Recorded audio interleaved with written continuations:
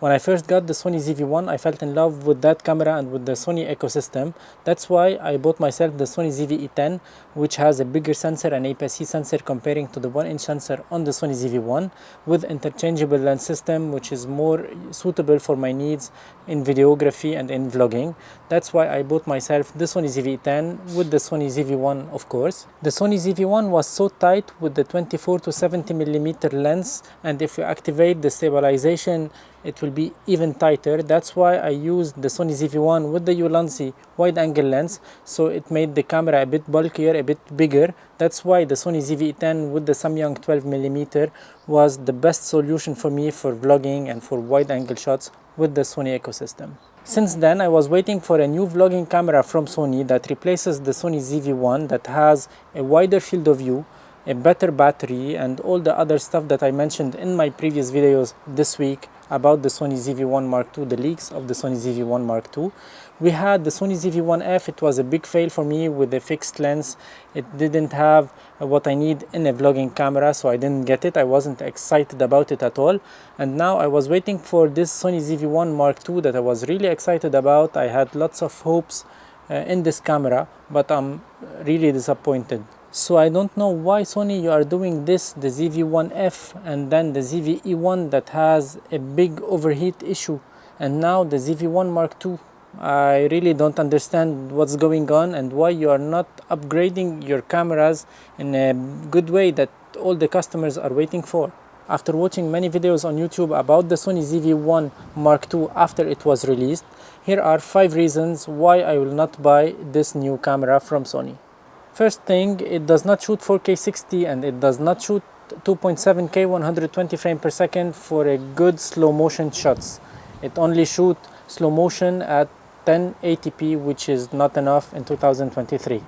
It does not have the AI tracking and reframing that we found on the Sony ZV-E1, and that's a big fail for me. I was waiting for this on the new vlogging camera from Sony. It does not have a wide aperture throughout all the focal length, 1.8 on the 18mm end, which is good, but f1.8 on a 1-inch sensor equivalent to f5 on a full frame sensor, and f4 on the 50mm end, which is equivalent to f11 on a full frame sensor. That's not something interesting for me at all. And the last thing is that the Sony ZV-1 Mark II is much more expensive than the Sony ZV-1 Mark I, the first generation of this camera. The first generation, we can find it now at about 650 euros, and the new camera, the Mark II, is about 1000 euros, so about half the price more than the Sony ZV-1 Mark I.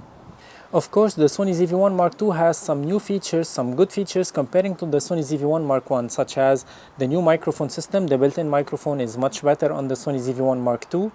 The fully functional touchscreen, the new menu, the position of the 1/4-inch thread and the battery door are very well designed on the Sony ZV-1 Mark II comparing to the Sony ZV-1 Mark I.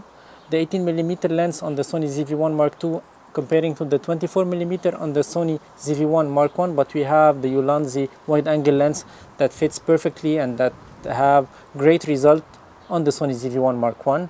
So I don't find any reason to get the Sony ZV-1 Mark II with that expensive price. If it was cheaper, it would be an option, but it's about 1000 euros, and I don't feel any interesting reason to buy that camera and to have it in my arsenal and to use it as a vlogging camera. I'd rather stick with the Sony ZV-10 that I'm using now with the Samyang 12mm f2.0.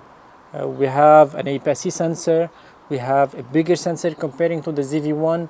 It's still compact camera, and we can exchange the lens and use some other lenses on this camera, so we have lots of versatility for the Sony ZV-10 comparing to the Sony ZV-1 Mark II. So come on Sony, I think you can do much better than this. We are very disappointed with the Sony ZV-1F, the Sony ZV-E1 and now the Sony ZV-1 Mark II. So let me know in the comment section below whether you like the new camera from Sony, the Sony ZV-1 Mark II, or you will stick with the Sony ZV-1 if you have it already, or you're gonna buy the Sony ZV-1 instead of the new camera that you were waiting for. Let me know that in the comment section below, and I see you in another video. Ciao.